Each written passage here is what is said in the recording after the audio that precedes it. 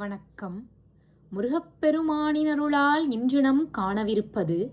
திருப்புகழின் 80வது பாடல். பாத நூபுரம் பாடகம் சீர்கொள் நடையோத்தி மோகுளம் போல் சம்போகமோடு பாடி பாளித்தம் காருகம் பாவையிடை வஞ்சிப் போல பாகு பால்குடம் போல் இரண்டான குவடு ஆட நீள்வடம் சேர அலங்கார குழல் பாவமேக புன் சாபமின்தே போருவார் அந்த மீதே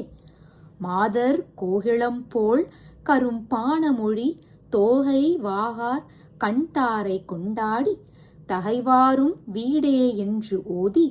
இதம்பாயள் மிசை அன்பு உளார்போல் வாச பாசகம் சூது பந்தாட